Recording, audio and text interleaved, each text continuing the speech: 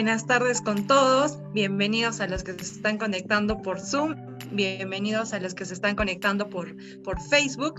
Hoy es nuestra etapa final en este mes de mayo de nuestras capacitaciones teóricas. Estamos preparando para el mes de junio nuevas capacitaciones, adaptándonos a temas nuevos. Y el día de hoy vamos a desarrollar dos puntos importantes, que es el módulo 3 de seguridad en obra, con el tema cascos, y el tema de efecto columna corta en la obra.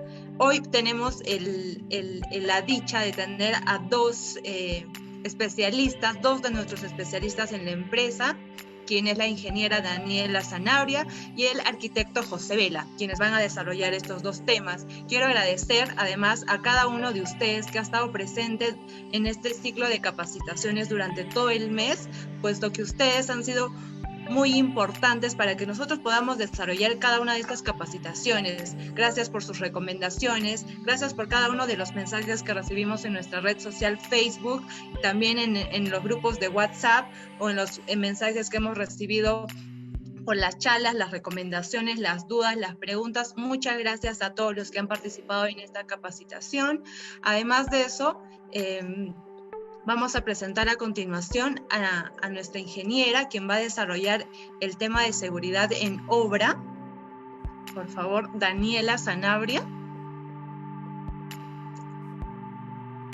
Hola chicos, ¿pueden observar la cámara?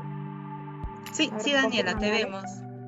Bueno chicos, primero agradecerles por haberse conectado. Yo sé que estamos tomando un poco de su tiempo para estas capacitaciones, lo cual les agradezco que se hayan conectado, también a las personas de Facebook, a las personas de Zoom.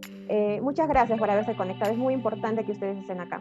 Bueno, vamos a dar inicio a lo que es seguridad en obra cascos. Cualquier pregunta que ustedes tengan, cualquier duda, lo pueden dejar en lo que es el chat de Zoom o lo pueden dejar también en lo que es en Facebook, porque también estamos conectados por ahí.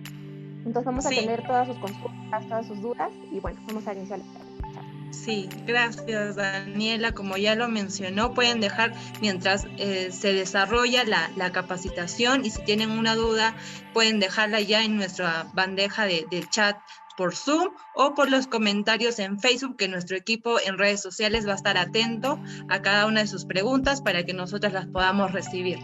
Gracias. Presentamos a continuación a la ingeniera Daniela. Bueno, gracias Ale. Vamos a dar inicio con la charla sin más preámbulo. Voy a desactivar la cámara por el tema de lo que es la banda del internet, para que no nos quite banda. Y bueno, vamos a dar inicio. Sin más preámbulo, vamos a hablar lo que es cascos. Yo sé que muchos de ustedes saben para qué sirve un casco, pero vamos a ahondar un poquito más en estos temas para ir conociendo a profundidad para qué sirven, cuáles son sus clases y cuál es la importancia vital que tienen en obra. Bueno, vamos a dar inicio primero con una pequeña definición. Yo sé que muchos en obra, los riesgos a los que están expuestos en obra muchas veces puede llegar a ser, puede ocasionar algunos accidentes, algunos choques, puede ser con objetos contundentes, puede ser con las mismas estructuras con las que ustedes trabajan, puede ocasionar accidentes muchas veces. Ustedes saben que el tema de la cabeza es un elemento primordial para salvaguardar nuestra vida. Entonces, en la parte de la seguridad, como objetivo principal vamos a tener que el casco sirve para proteger la cabeza de quien lo usa de todos los peligros y golpes mecánicos. También vamos a protegernos frente a cualquier tipo de riesgo, tanto en naturaleza mecánica como naturaleza térmica o naturaleza eléctrica. Son de distintos tipos de riesgo. Ahora, nosotros mencionando algunas características que poseen de los cascos que nosotros comúnmente usamos en obra, uno de los materiales más constitutivos o de los cuales están conformados los cascos generalmente son materiales no inflamables o de combustión lenta. ¿Qué quiere decir? Que pueden resistir a lo que son ciertas temperaturas, puede ser a lo que es expuesto al fuego, y no va a afectar tanto lo que es la piel del usuario, sobre todo en algunas condiciones normales de uso. Ahora, siempre en el casco ustedes pueden observar una pequeña separación tanto en lo que es la parte del casquete, que es la parte externa, y la parte del arnés, que es la parte interna, que viene a ser el baflet. También debe tener lo que es el barbiquejo. Muchas veces el barbiquejo nos va a servir como para que el casco se ajuste correctamente a la cabeza y no se nos vaya a caer, sobre todo en lo que son trabajos en altura. El barbiquejo va a ser de uso primordial para que el casco se ajuste correctamente y no se caiga a las personas que quizás o pueden transitar en lo que es zona urbana y les pueda caer, ¿no?, el casco en la cabeza. Entonces, el barbiquejo es parte fundamental. Si bien es cierto, no es un accesorio que se uso obligatorio en lo que es en obra, para trabajos en altura sí. O sea, es muy importante que ustedes lleven su barbiquejo. En cuanto a lo que es el peso del casco, el peso no debe exceder de 400 gramos, incluido lo que son accesorios. Con esto me refiero a lo que son orejeras, a lo que son muchas veces el barbiquejo, otros usan visores, no visores transparentes, o lo que son las caras faciales para trabajos sin soldadura. Entonces, lo que queremos es que sea un casco liviano, que se adapte a la persona correctamente, que no interrumpa sus actividades y que le sirva de protección sin estorbar las actividades que comúnmente realiza. Un casco pesado lo que va a ocasionar muchas veces es dolor de columna vertebral, dolor de cabeza, una excesiva presión que va a tener en la cabeza y va a impedir que realice sus funciones como comúnmente lo hace. Ahora vamos a entrar un poco más a lo que son las normas. Ustedes se preguntarán, ¿qué normas es la que rigen a los cascos? Tenemos entre las NTP, que son las normas técnicas peruanas, la 399.018. ¿Qué nos dice esta norma? Esta norma nos va a establecer cuáles son las características generales y qué métodos de ensayo han sido siendo estudiados los cascos para que se pueda adaptar al uso industrial. Entonces, esta norma se va a aplicar a todos los cascos de seguridad en general, tanto de uso industrial, tanto de manufactura industrial, nacional y extranjera. Ahora vamos a tocar el tema de las ANSI. Ustedes saben que lo que son equipos de protección personal, generalmente lo que regula son las ANSI. Las ANSI CA 789.1 en la versión 2009 y la CSA 794.1 en la versión 2005.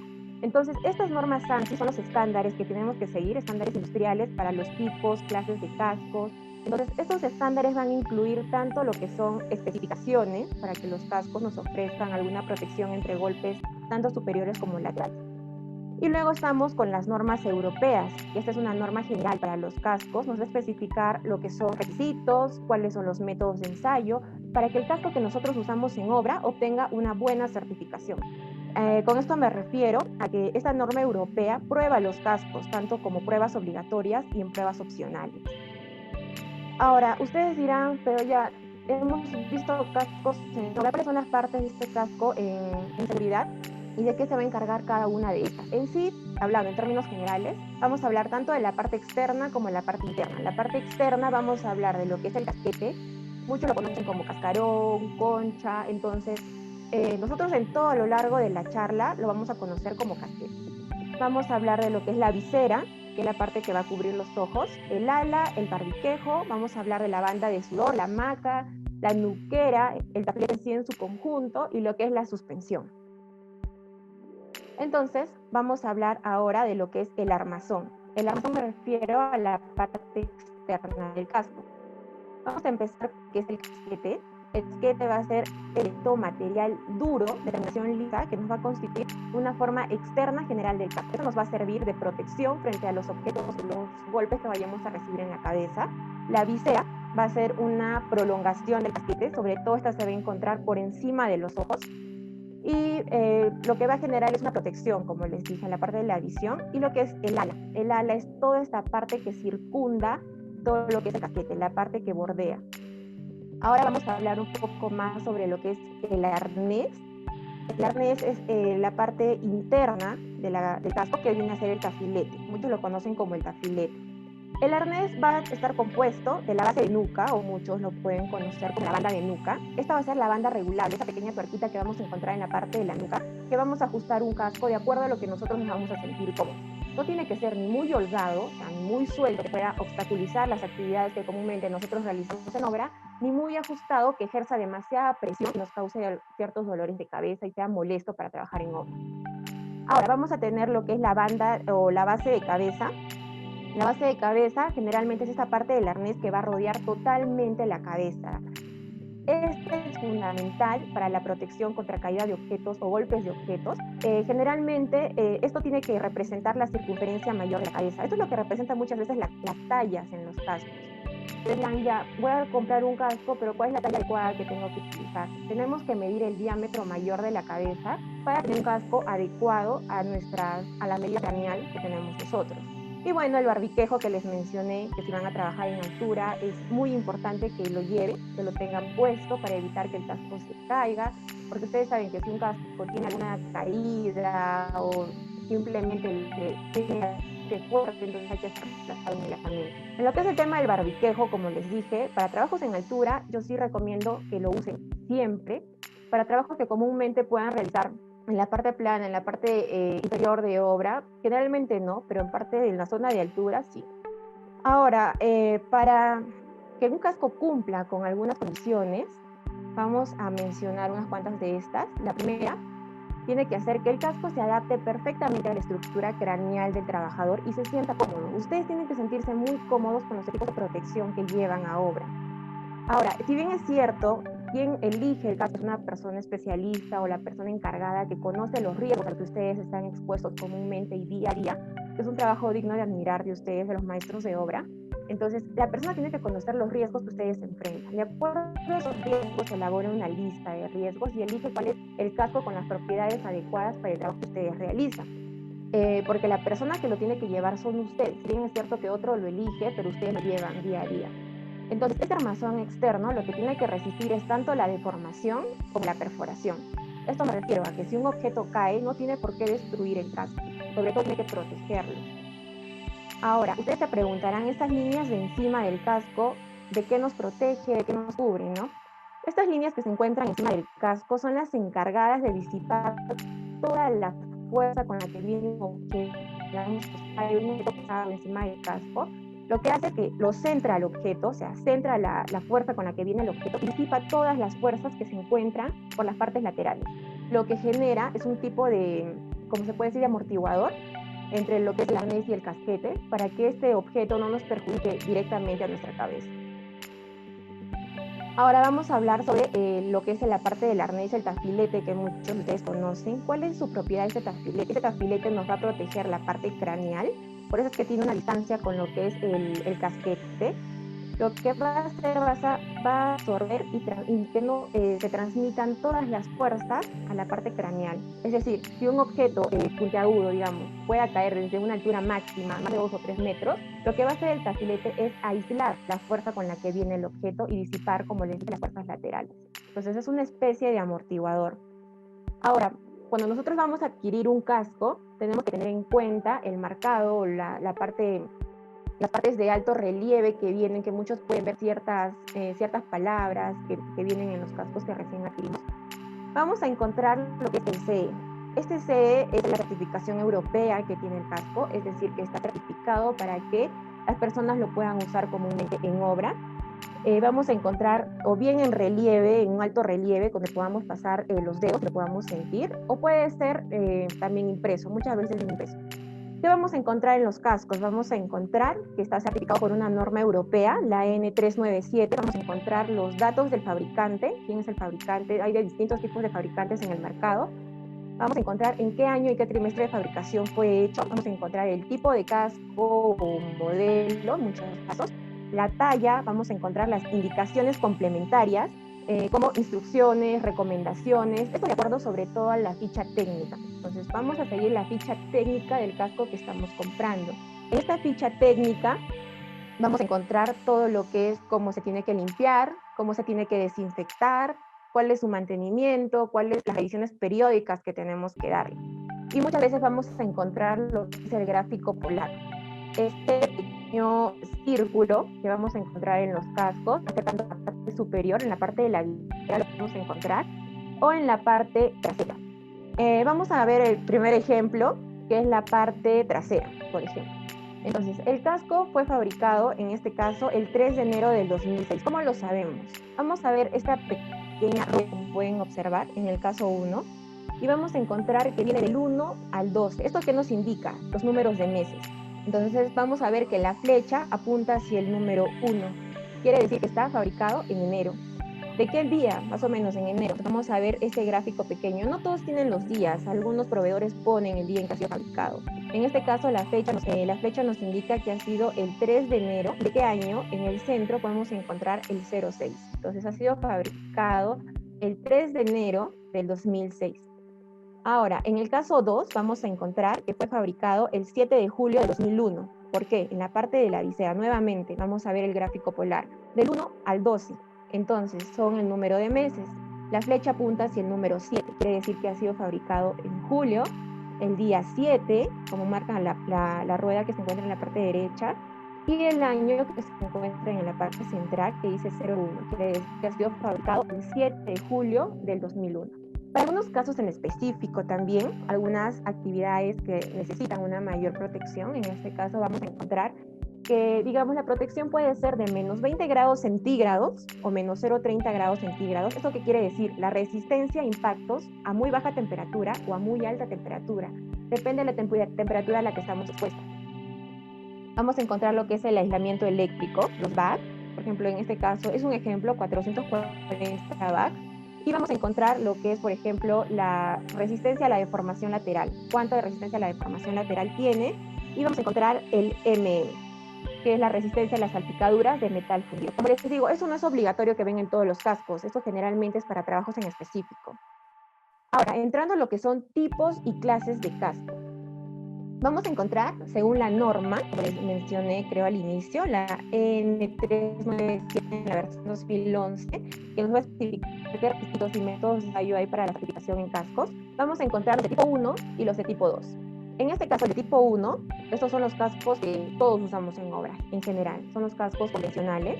Estos están diseñados, como les dije, para disminuir la fuerza del impacto y lo vamos a diferenciar por la parte que circunda el ala, de la parte de acá. Ustedes pueden observar la parte que circunda, solo nos va a proteger de lo que es la parte de la cabeza y la columna vertebral y cuello. Lo que es los de tipo 2 los vamos a diferenciar porque tienen una protección tanto trasera como lateral y delantera. Es un poco más abajo de la nuca lo que nos protege. Entonces vamos a encontrar esos dos tipos. Pueden ver la diferencia. Esto es un poco más plano, por así decirlo, la parte del ala. Y la parte del tipo 2 nos va a cubrir tanto la nuca. Esto nos va a evitar también golpes traseros. En lo que son las clases de cascos, vamos a encontrar los de la clase E, la clase G y la clase C. ¿En qué se diferencia uno del otro? En la cantidad de voltajes.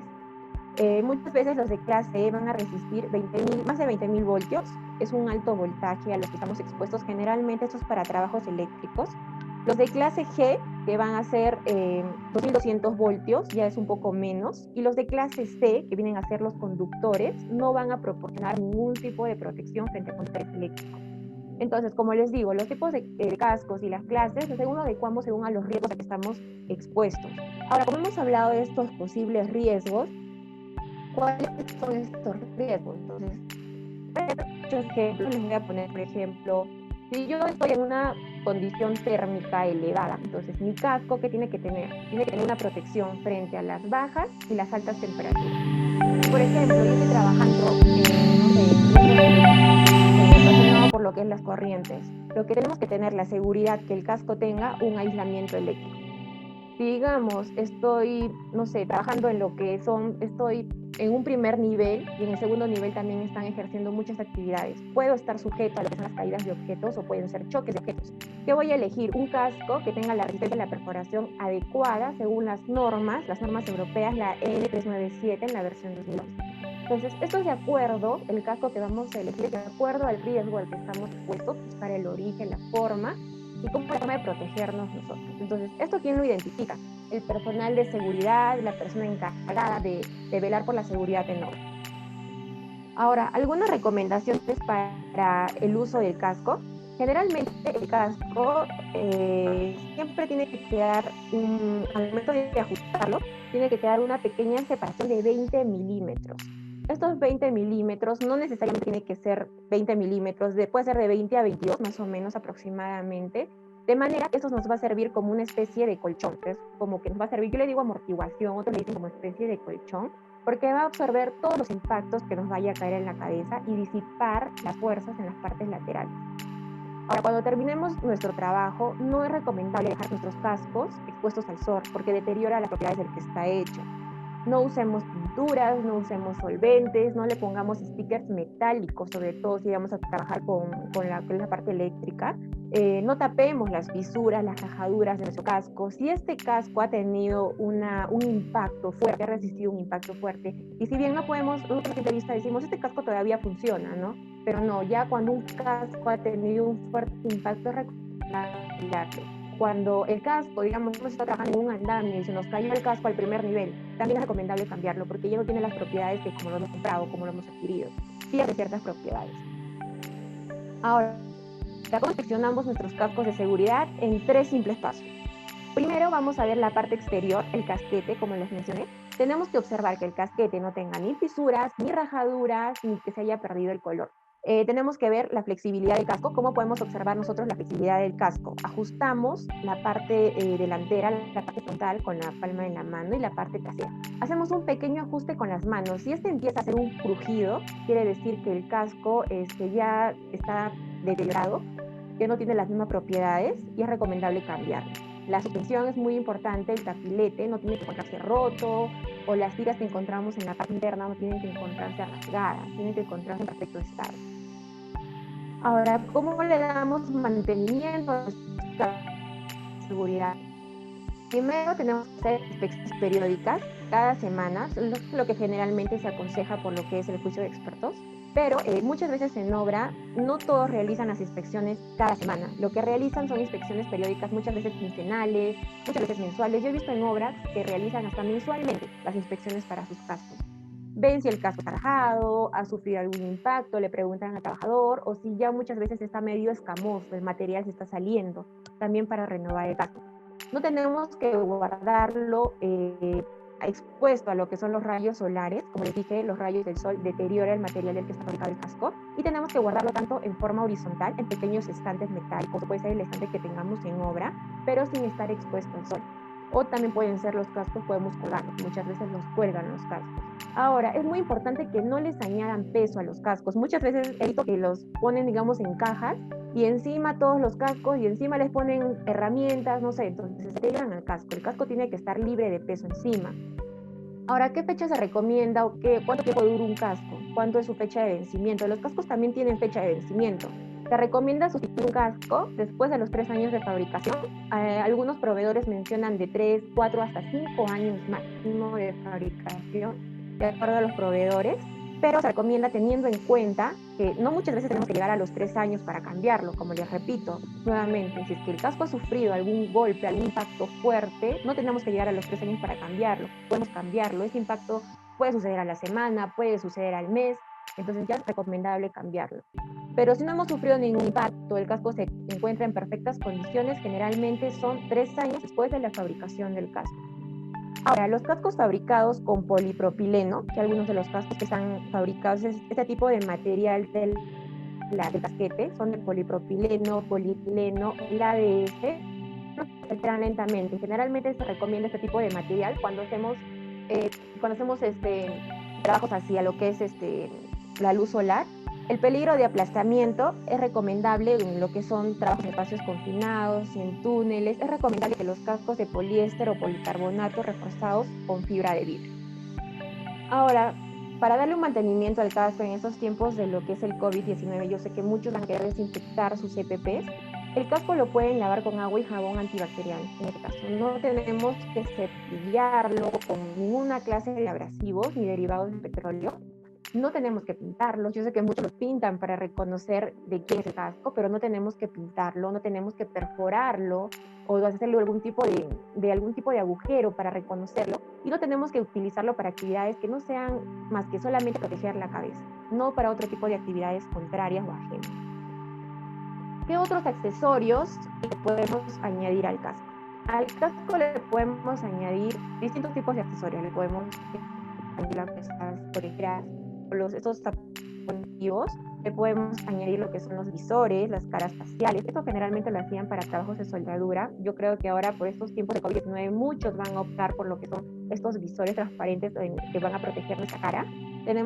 Podemos añadirle también lo que son las linternas, pero ojo, tenemos que tener en cuenta que el casco se ha adquirido, digamos, de fabricante A, y el accesorio tiene que ser generalmente que se adapte al casco del fabricante A. No podemos hacerle un hueco, perforarlo o pegarlo con algún tipo de material aditivo. Hasta incluso puede ser un material inflamable si estamos expuestos a lo que son altas temperaturas.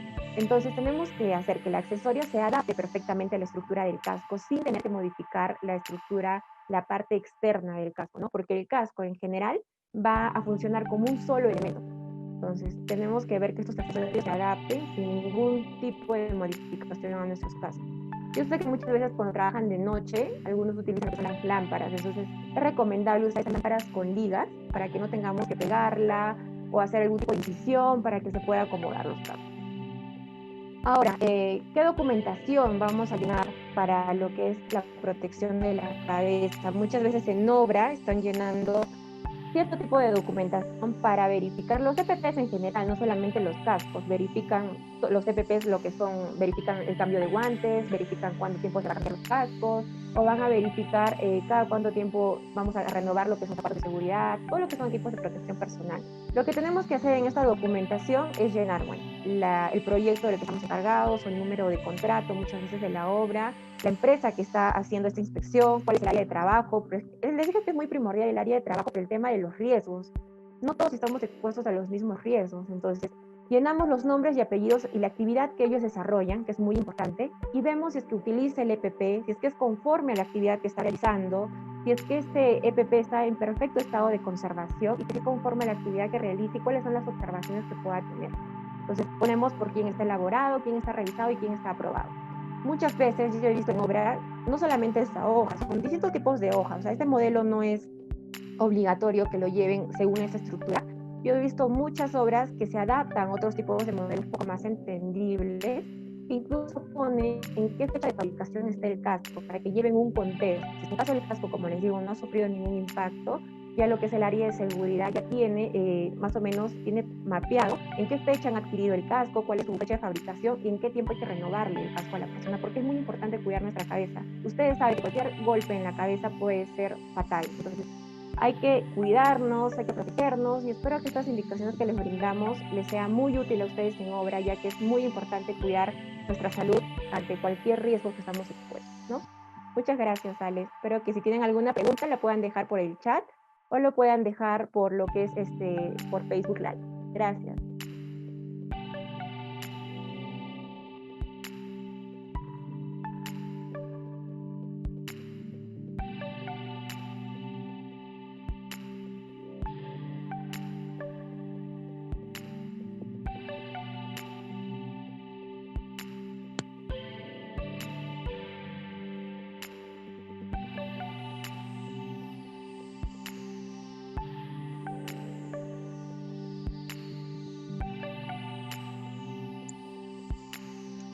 Muchas gracias. Muchas gracias, Dani, por la ponencia de hoy. Creo que hemos desarrollado ampliamente el tema de casco. Si tienen alguna duda, alguna pregunta, por favor, pueden empezar a dejar sus preguntas por nuestros mensajes en Facebook y por nuestra bandeja de chat aquí en Zoom. Gracias y bienvenidos a los que se están conectando todavía a la charla. El programa todavía continúa. Ahora yo voy a desarrollar un poco el tema del Club Constructor Diamante antes de pasar al tema que va a desarrollar el ingeniero. Voy a compartir pantalla. Voy a desactivar mi cámara ahora para que la banda no esté tan lenta. Ya.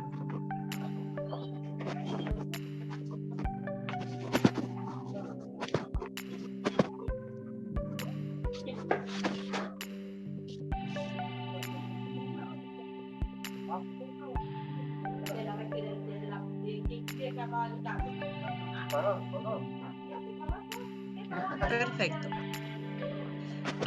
Primero que todo, darles la bienvenida. Ahora vamos a desarrollar el tema del Club Constructor Diamante.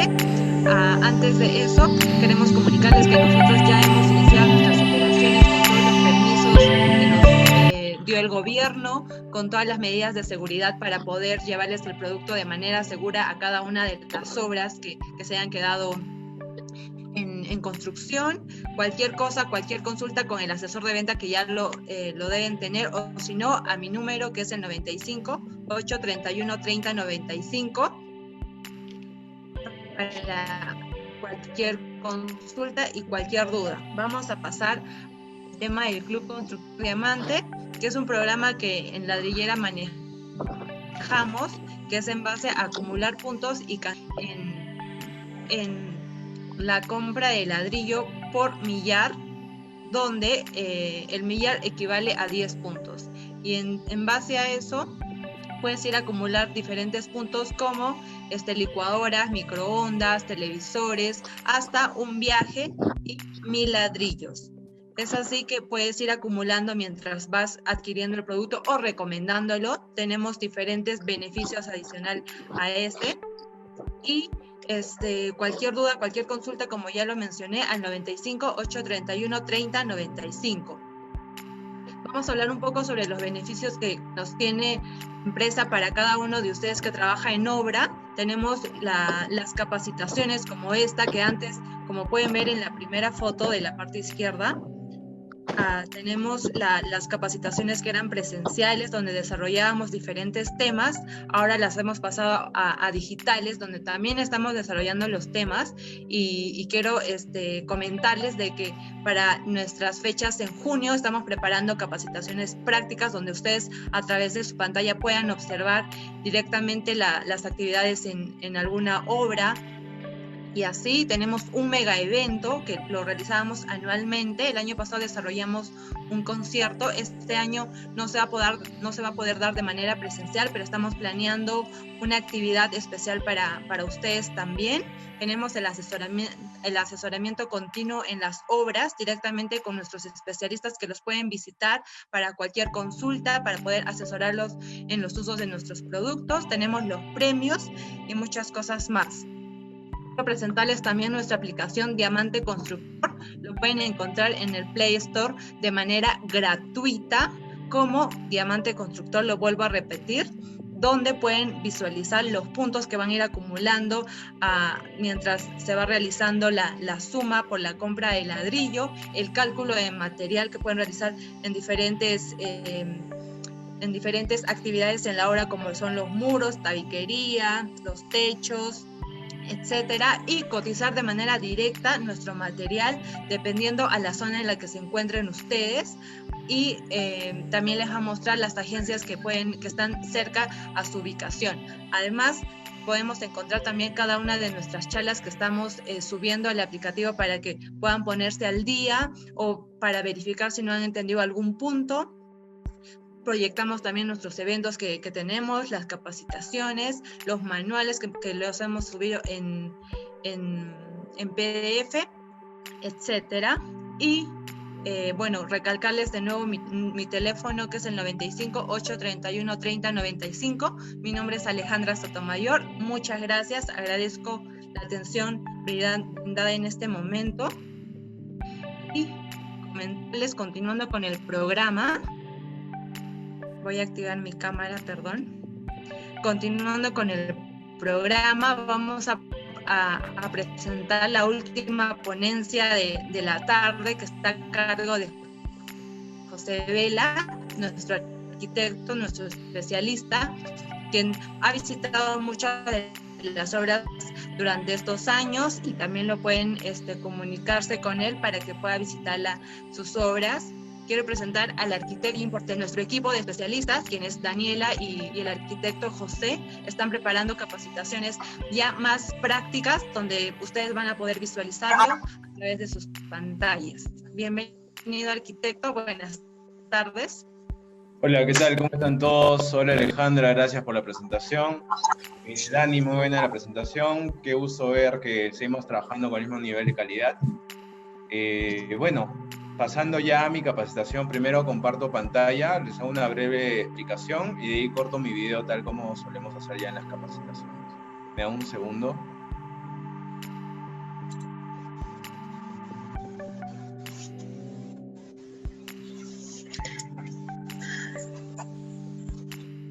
Bueno, confirman por favor si ven la presentación.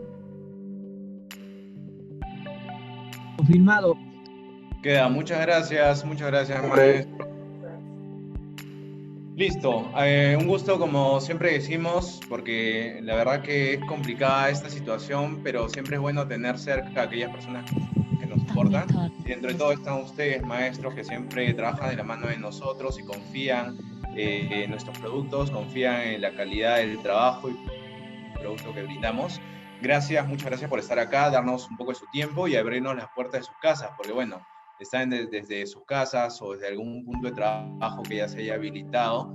Igual, valorar mucho que estén siempre apuntando a capacitarse o perfeccionar algunos conceptos o perfeccionar ideas que ya conocían.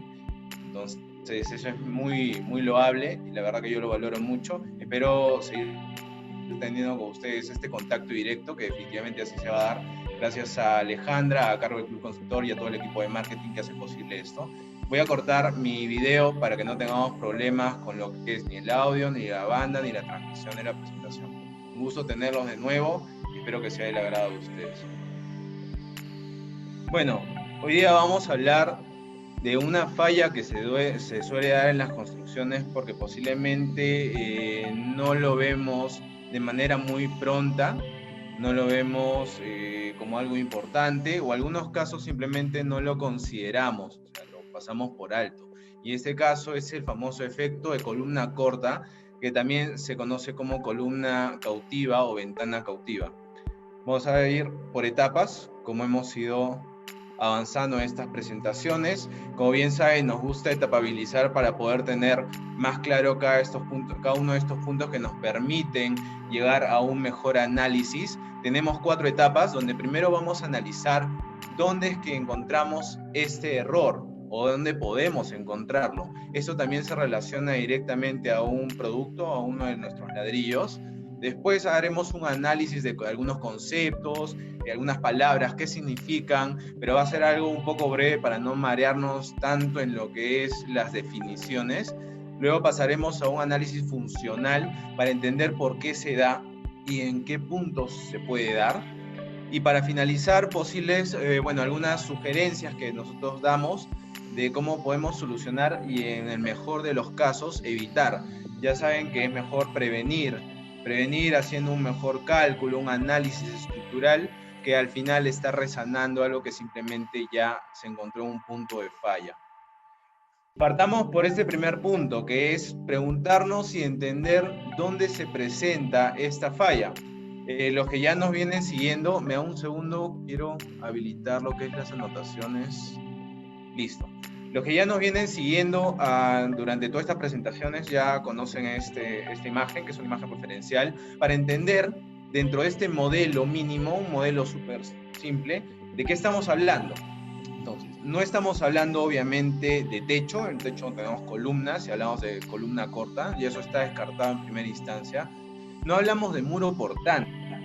¿Por qué no hablaríamos de muro portante? Porque todo el muro en sí está trabajando de manera estructural, y para que trabaje bajo estas condiciones estamos hablando de un muro que tiene continuidad.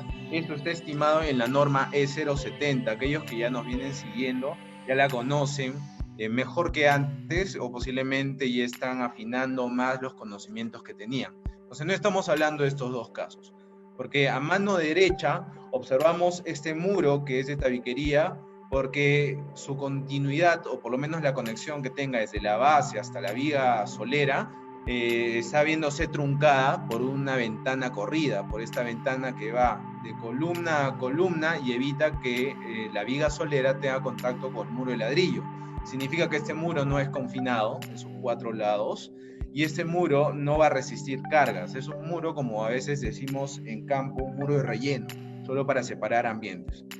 Entonces ya sabemos que estamos hablando de lo que es tabiquería, y tomando este ejemplo, ¿dónde es que podría darse lo que hablamos? De lo que es la falla del efecto de columna corta. Vemos todo el edificio, y a mano izquierda, en el muro que está colindante con la parte izquierda, si vemos de manera frontal el edificio, vemos estos pequeños muros adosados. A ver, voy a usar un color un poco más claro para que se vea mejor. Listo, ahora sí. Vemos estos pequeños muros. No es que sí o sí se dé la falla en esa columna. Podría darse si es que esto no se ha estimado dentro del análisis, cálculo y diseño estructural. Si es que ha sido considerado, no se va a presentar la falla, obviamente. Pero caso contrario, podríamos tener graves consecuencias, ¿no?, que ya vamos a ir desarrollando durante la presentación. Entonces, ¿de qué productos estamos hablando? Podríamos mencionar 3 de los que tenemos, pero prefiero que le demos énfasis a estos 2 que son para tabiquería, que es el pandereta y el panderetón. Dentro de los 2, el más conocido por ustedes es el pandereta, que han usado en muchas obras, y uno que, bueno, lamentablemente no conoce mucho es el panderetón. Para no enredarnos tanto en las medidas, etcétera, el panderetón es como una pandereta más grande, pero estamos optimizando muchas cosas, ¿no? Fuera del tiempo, el tareo, cómo vamos a ejecutar, la eficiencia de las horas hombre, cuán eficaz va a ser nuestro trabajo, cuál va a ser la cobertura por ladrillos, por metro cuadrado, cuántos ladrillos necesitamos. Les adelanto que son 13.7 ladrillos, si hablamos de panderetón, a diferencia de pandereta que necesitamos entre 37 y 39 ladrillos. Entonces ya estamos hablando de cómo optimizar los tiempos en obra. Esos son los 2 productos que podemos considerar si estamos evaluando este efecto de columna corta. Y hemos entendido bien de qué estamos hablando o qué parte de la obra y de qué material en sí. Pero lo que necesitamos ahora es entender algunos conceptos o algunas palabras que nos permitan atender mejor las necesidades estructurales o las necesidades que tenga nuestro edificio ante fenómenos externos, ante fuerzas externas que busquen que éste falle. Entonces, primero hablamos de ductilidad, ya de esto hablamos en otra presentación, que es de manera resumida la capacidad que tiene un elemento que puede ser una aleación metálica o un material asfáltico para que bajo una acción, bajo una fuerza a la que vamos a someter, este no se rompa y pueda deformarse sosteniblemente. Obviamente tiene un límite, pero esta es ductilidad. Entonces nosotros tenemos que evaluar en base a la estructura vertical que estamos considerando en este caso, que es las columnas o los pilares, como queramos llamarlo, para evaluar cuánta ductilidad tenemos en estos elementos estructurales. Nuestro siguiente punto sería evaluar lo que es la rigidez. Y para hablar un poco de lo que es la rigidez, tendríamos que considerar algunos ejemplos, sin dejar antes de citar lo que nos dice el concepto en sí de esta palabra.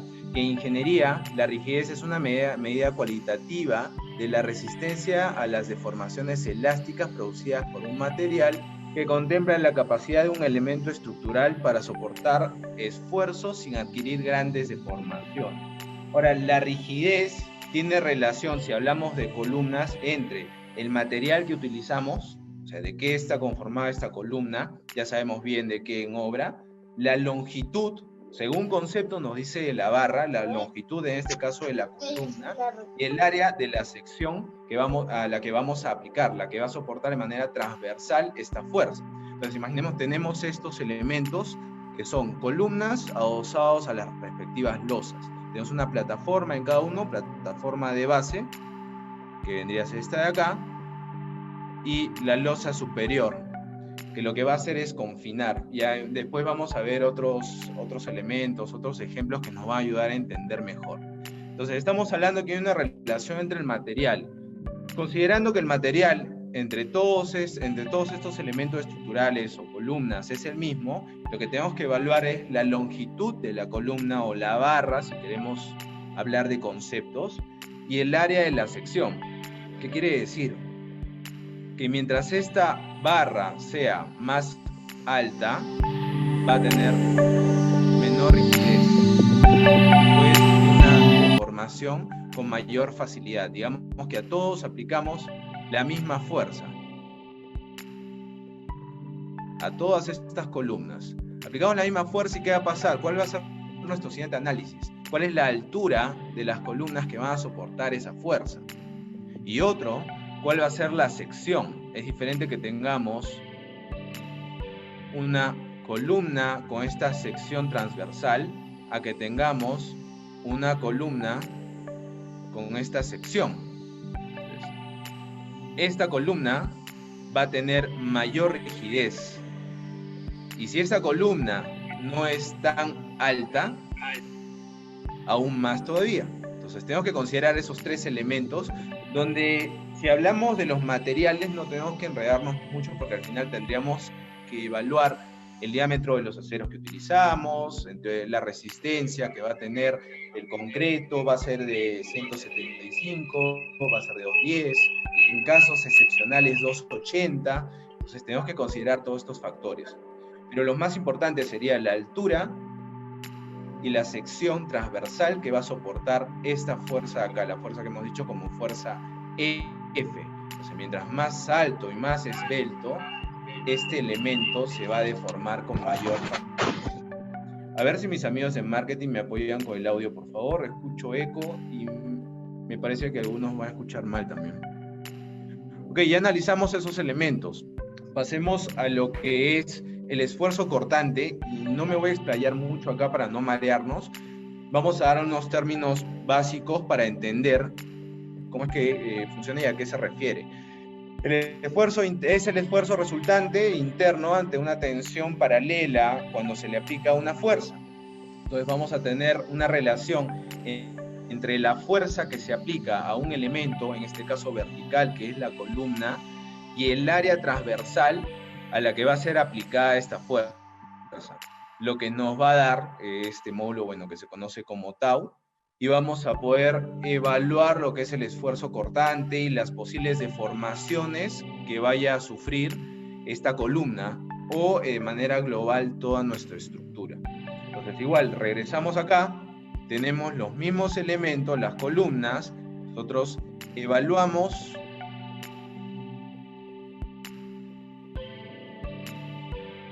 según la fuerza que apliquemos, que acuérdense es F, y las posibles deformaciones que vaya a tener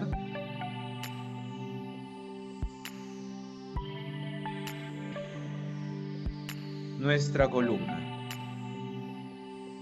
Entonces tenemos que considerar igual lo que son los materiales que vamos a utilizar, la fuerza que es aplicada a este elemento y el área que va a soportar esa fuerza, el área transversal, es decir, la sección de nuestra columna. Una vez que tengamos el análisis de esos tres elementos, ya podemos considerar cuál va a ser la respuesta, cuál va a ser la posible deformación, etcétera, etcétera.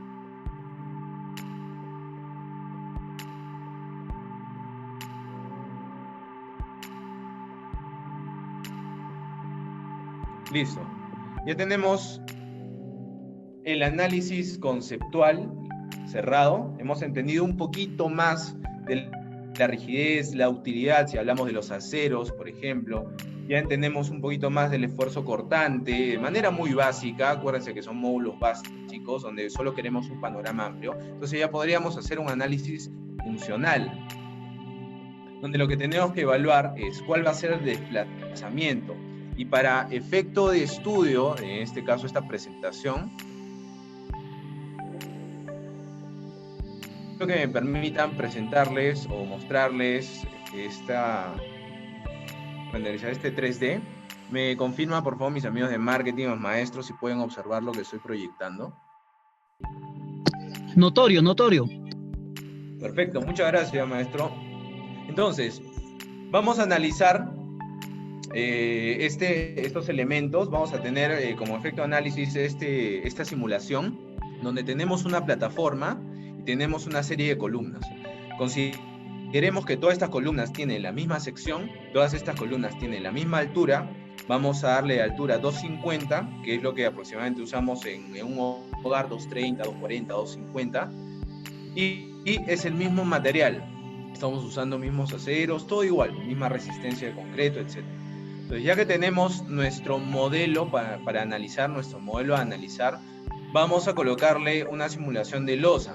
¿Qué va a pasar en este caso? Los que vieron la presentación de losas, la losa no solo va a transmitir las cargas que van a ser aplicadas a la misma, al edificio en general también si evaluamos de manera global, sino que también van a confinar, o sea, van a permitir que toda esta estructura trabaje de manera simultánea y por igual. Lo dije en la anterior capacitación y repetí en varias oportunidades. Algunos comentaron que no era una palabra muy usada, que trabaje de manera monolítica. Monolítico quiere decir que trabaje todo como un solo elemento. Por más que tengamos varias columnas, ya que están confinados por esta plataforma y esta losa, trabajan de manera monolítica, es decir, como un solo elemento, es un solo análisis estructural. Todo este bloque, todos estos pórticos, esta serie de esqueletos que vemos y que conforman nuestra estructura. Entonces, ¿qué es lo que pasa? ¿Y dónde se da esta falla? Si nosotros tenemos muros que adosamos a nuestra estructura, o sea, hacemos un asentado de muro de esta manera y no consideramos dentro del análisis estructural esto que estamos haciendo, ¿qué es lo que va a pasar? Estamos restringiendo. Voy a activar lo que es las anotaciones. Bueno, hemos adosado este muro y lo que estamos haciendo sin un previo análisis estructural es limitar el trabajo que tenga esta columna al igual que las demás. Podría darse que solo en este caso, solo en este ejemplo, tengamos un muro a esa altura. Entonces puede ser peor el caso, el efecto que vamos a tener. Pero igual, la idea es no restringir, porque si ustedes piensan bien en cómo está estructurada una columna, pensemos en los esfuerzos transversales que se tienen. Y los esfuerzos que se tienen van a ser contrarrestados por todos los refuerzos transversales. Estamos hablando de los estribos. ¿Y dónde es que se concentran más los estribos? En los puntos de contacto o anclaje que tenemos en sus extremos, sea el contacto con la losa superior o sea el contacto con esta plataforma inferior o losa inferior. Entonces los estribos están más concentrados en esos puntos, porque son los puntos clave a reforzar transversalmente ante las fuerzas que se puedan aplicar a estos elementos estructurales. Recordemos cómo se va a dar la deformación y cuál es el punto, los dos puntos críticos que tenemos que considerar. Pero ¿qué pasa en este caso? En este caso hemos considerado nuestra columna de manera típica, o sea, colocamos mayor refuerzo transversal o estribos a los extremos. En el medio mayormente los separan a unos 25 centímetros aproximadamente. Pero no estamos considerando cualquier elemento que pueda restringir su deformación o su respuesta ante las fuerzas que se den.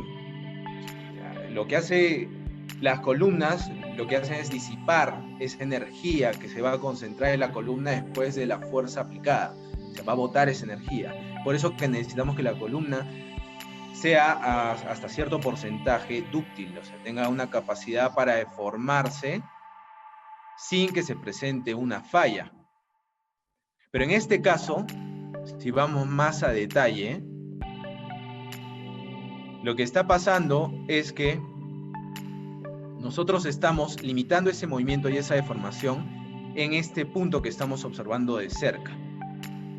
Y la deformación que estaba pensada en un inicio para hacer de esta manera, le estamos limitando a que se dé solo desde este punto. Pero pensemos en los estribos, y en esta zona no hay una concentración de estribos. O sea, esa columna no está reforzada ni pensada a ese tipo de deformación. Es una columna que tiene una menor longitud, hablemos de longitud y una mayor rigidez, el desplazamiento va a ser menor, pero no hemos pensado tampoco en eso.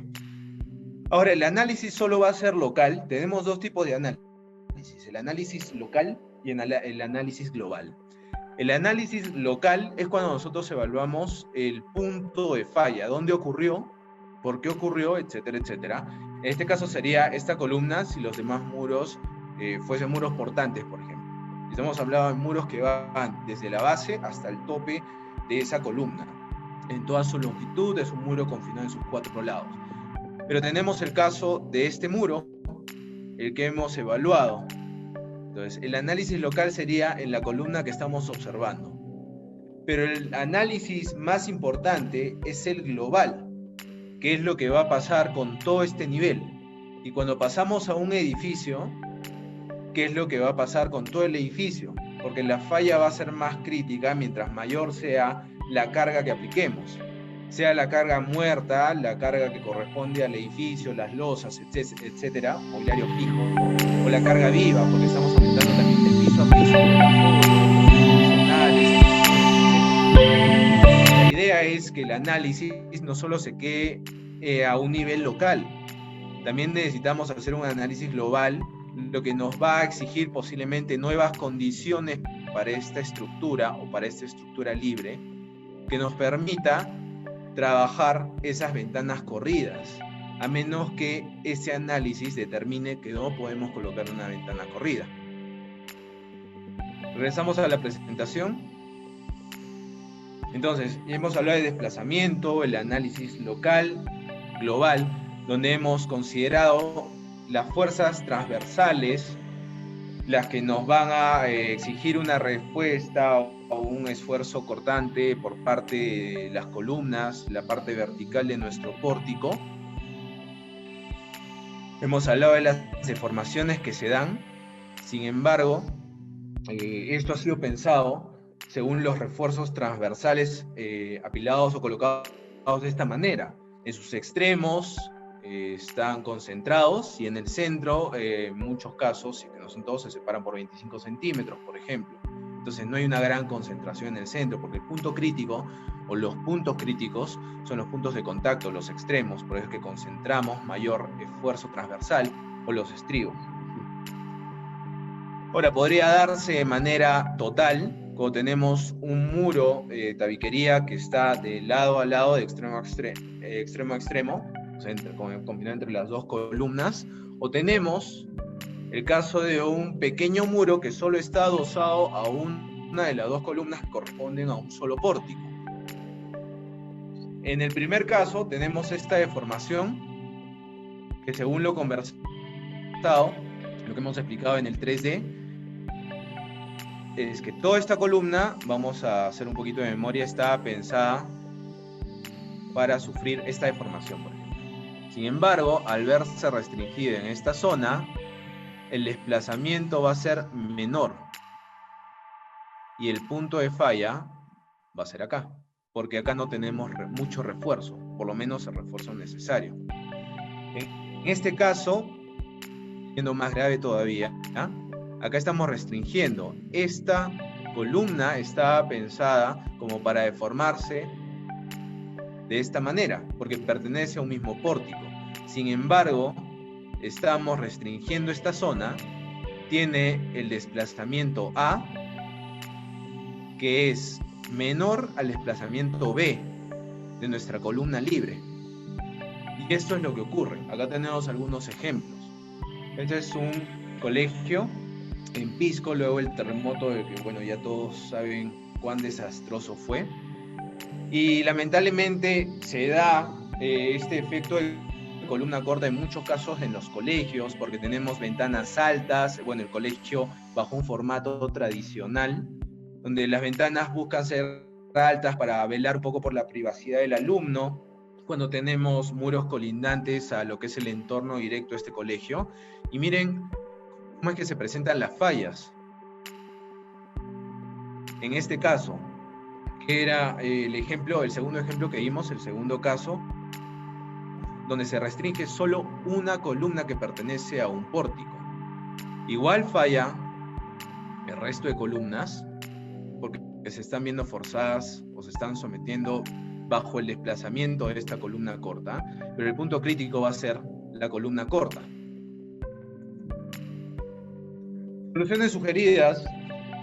Nosotros apuntamos a dos caminos, porque si analizamos todas las posibles soluciones, todas se perfilan bajo dos caminos. Una de dos: o incorporamos los componentes no estructurales al análisis, al diseño de toda esta macroestructura, o sea, el análisis global de todo el edificio.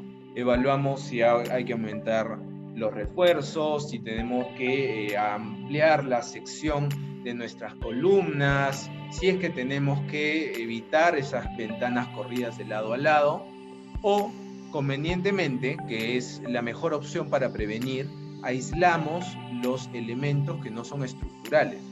Entonces, podemos aumentar la rigidez, aumentamos la sección, podemos eliminar estas columnas, estas ventanas corridas, disminuimos el largo, la longitud de las mismas, aumentamos la sección que tenemos en nuestras columnas, aumentamos los refuerzos en los puntos críticos en base a los muros que estamos adosando, planificamos todo esto, o como opción B, sin ser la menos importante, aislamos los elementos no estructurales de nuestro pórtico, que sí es estructural.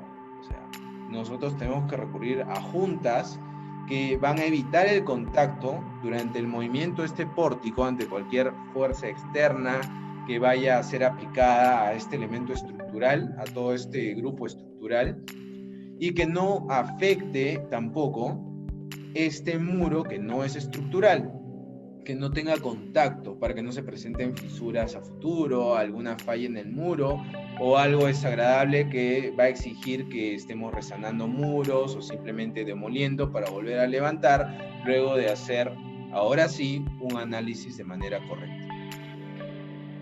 Bueno, es un tema extenso, como bien saben tenemos el tiempo un poco limitado porque tampoco queremos hacer una charla de 3 horas donde algunos, bueno, tienen que moverse a sus hogares si es que tienen alguna actividad que ya se reactivó o simplemente no les da la capacidad del ancho de banda o están tratando de ingeniárselas para seguirnos, lo que sí, como dije al inicio, aplaudo demasiado, pero sí espero que haya quedado más claro cómo es que se da esta falla, cómo podemos responder y cómo es que tenemos que analizar. Esto no nos exime de trabajar de la mano de personas o profesionales que manejen esto a un nivel analítico más exquisito, más exhaustivo, pero sí podemos evitarlo ya teniendo una idea global de qué es lo que pasa.